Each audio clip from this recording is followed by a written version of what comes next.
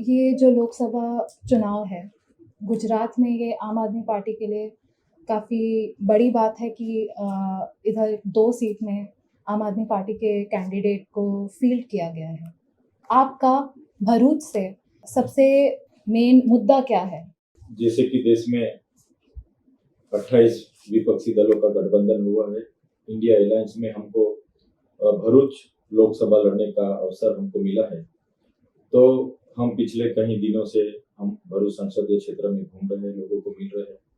स्वाभिमान यात्रा हमने निकाली थी, आपका बेटा आपके द्वार का कार्यक्रम हमने किया। अभी हमारा डोर टू डोर का कार्यक्रम चल रहा है, बाजार कैंपेन का कार्यक्रम चल रहा है। हमने एक नामांकन की ऐतिहासिक रैली भी की है।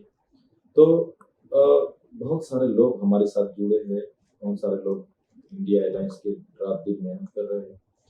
तो जैसे आप देखेंगे भरूच लोकसभा, तो अहमद पटेल साहब पिछले 1989 में यहाँ सांसद थे। उसके बाद जितना भी इलेक्शन लोकसभा का हुआ है, तो माइनॉरिटी समाज से कांग्रेस का कैंडिडेट रहता था। तो यहाँ पे भाजपा ने उस टाइम से लेके 1992 में बाबरी मस्जिद का जो मैटर हुआ था, उस टाइम से हिंदू मुस्लिम करके ही पूरी लोकसभा जीतते आए हैं।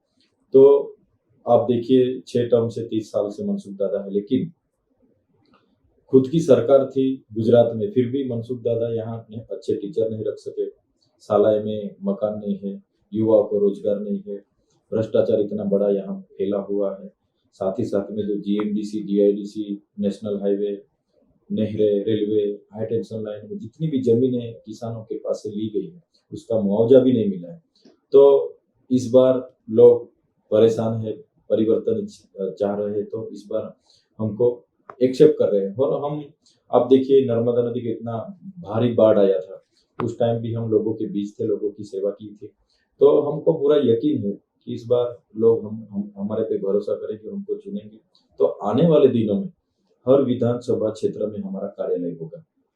हर एक हर सप्ताह में एक दिन में वहां बैठूंगा, लोगों को सुनूंगा, लोगों का सॉल्यूशन लाऊंगा। साथ ही साथ में यहाँ भ्रष्टाचार को नाबूद करूंगा, यहाँ के लोगों का स्वच्छ पीने का पानी मिले, सिंचाई का पानी मिले, युवाओं को रोजगार मिले, शालाएं अच्छी बने, हॉस्पिटल अच्छी बने। यही हमारी प्राथमिकता रहेगी और इसी मुद्दे पे हम आगे बढ़ेंगे। जी। आप कह रहे हैं कि मनसुख वसावा जी ने यहाँ पे कुछ खास काम करा नहीं है जो लोग मांग रहे थे उस बारे में। जी जी। आपने ये पहले भी बोला है कि इन्होंने जो ट्राइबल इश्यूज होती है, आदिवासी लोगों की जो प्रॉब्लम्स है, उसको समझा नहीं है, कुछ करा नहीं है उसके बारे में। तो आपके हिसाब से क्या-क्या इश्यूज है ट्राइबल लोगों की, आदिवासी लोगों की यहाँ की? मनसुख भाई वसावा एनडीए सरकार में आदिजाति मिनिस्टर भी थे, गुजरात में भी वो मिनिस्टर थे, और कहीं 6 बार सांसद है, 30 साल से उनका नेतृत्व यहाँ रहा है। फिर भी इस एरिया में आदिवासी की जो अनुसूची 5 संविधान में प्रावधान है, उसका इम्प्लीमेंट नहीं कर पाए। साथ ही पैसा एक्ट, जिसमें ग्राम सभा को पावर मिलता है, गांव को पावर मिलता है, यहाँ से जितने भी खनिज निकलते हैं, वो चाहे रेती हो, कोलसा हो, ब्लैक स्टोन हो, या बहुत सारे प्रोजेक्ट यहाँ, तो वो पूरा का पूरा लेके जा रहे हैं। ग्राम सभा को कुछ भी नहीं, रॉयल्टी भी नहीं मिल रही। तो मनसुख भाई इस पे फेल है। साथ ही साथ में खुद की सरकार थी, नर्मदा नदी बांध बना, उनका पानी 500 किलोमीटर तक ले जा सकते हैं, उनका पानी जीआईडीसी में दे सकते हैं, लेकिन आदिवासियों को नहीं मिल सकता। आज आदिवासी क्षेत्रों में कनेक्टिविटी नहीं, रोड नहीं है, आज भी झोली में उठा के 108 तक लोगों को ले जाना पड़ता है। टीचर नहीं है, कहीं सारी शाला इतनी है, गांव में एक ही टीचर रहता है। तो बहुत सारी समस्या है, आदिवासी के कास्ट की सर्टिफिकेट की समस्या है। अभी भी कास्ट के ओरिजिनल आदिवासियों को सर्टिफिकेट नहीं मिल रहा है, और डुप्लीकेट लोगों को मेलावड़ा कर करके ये उनकी सरकार दे रही है। तो बहुत सारी ऐसी समस्या है जिसपे मनसुख भाई वसावा काम कर सकते थे, लेकिन मनसुख भाई वसावा जितनी उनकी पार्टी बोलती है उतना ही काम करते हैं। तो बिल्कुल मैं मानता हूँ मनसुख भाई वसावा भी, जितने भी भाजपा के नेता यहाँ से चुने गए हैं, बहुत सारे लीडर है, सब फेल है, क्योंकि उनको पार्टी जितना बोलेगी उतना ही काम करते हैं। एनडीए गवर्नमेंट या बीजेपी अक्सर एंटी इनकम्बेंसी की बात करती है और वो लोग सेम कैंडिडेट को एक जगह से फील्ड नहीं करते हैं। ऐसा सुनने में भी आ रहा था कि मानसुख वसावा जी को शायद वो ना चुने और किसी और को चुने, लेकिन जब आपका अनाउंसमेंट हुआ इंडिया अलायंस की तरफ से, तब उन्होंने मानसुख वसावा जी को फिर से फील्ड करा भरूच सीट से। जी। तो इसके बारे में आप क्या कहना चाहेंगे? देखिए, मनसुख भाई वसावा को तो सबने ना बोल दिया था। उनकी पार्लियामेंट्री बोर्ड ने भी ना बोल दिया था, गुजरात की प्रदेश कमेटी ने भी ना बोल दिया था। जैसे ही मैंने दावा रखा कि भरूच लोकसभा हम लड़ेंगे और इंडिया गठबंधन में भी मुझे अवसर मिला कि भाई चैतर भाई लड़ेंगे तो कोई दिक्कत नहीं है मुझे।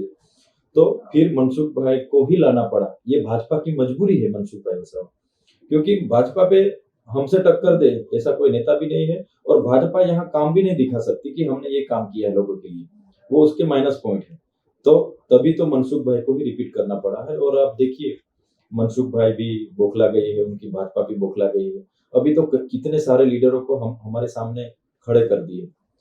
अपक्ष में इंडिविजुअल खड़े किए, कई सारे पार्टियों के नई-नई पार्टियों के यहाँ लाके खड़े किए, छोटू भाई को खड़े किए, भाजपा ने ही खड़े किए। और बीटीपी को पूरी भाजपा में ले गए, कई सारे कांग्रेस के लीडर को ले गए, कई सारे आम आदमी को लीडर को ले गए। तो कहीं न कहीं भाजपा में डर है, चैतर वसावा जीत जाएँगे। तो आज बहुत बौखला गए। हम जब कैंपेन के लिए निकलते हैं तो भाजपा के लोग पुलिस को लगाते हैं हमारे पीछे, उनके लोग हमारे लोगों पे अटैक करते हैं, मारा-मारी करते हैं। तो ये बौखलापन है, डर है। चैतर वसावा गठबंधन की टीम पूरी मेहनत कर रही है और जीतने वाली है। उससे ये पूरे बौखला गए, डर गए हैं, इसलिए ये आज टीका-टिप्पणी पे उतर आई है और तुच्छ राजनीति कर रहे हैं। जैसे आप बोल रहे थे ये भरूच का जो सीट है इसमें अहमद पटेल जी की एक लेगेसी है। तो ये कांग्रेस के लिए बहुत ही एक इम्पोर्टेंट सीट है। हाँ, लेकिन इस बार उन्होंने फिर भी ये फैसला लिया कि अपने कैंडिडेट को ना चुन के आम आदमी पार्टी को एक मौका देंगे, एक सीट दे रहे हैं भरूच से, जो अहमद पटेल की सीट थी।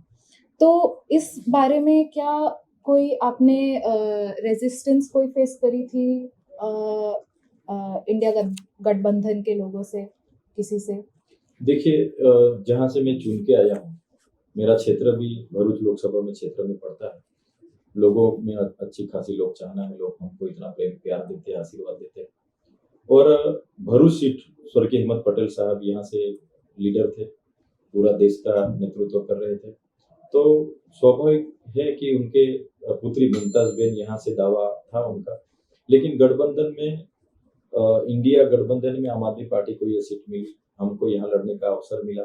तो पूरे कांग्रेस के लीडर आज दिन-रात मेहनत कर रहे हैं।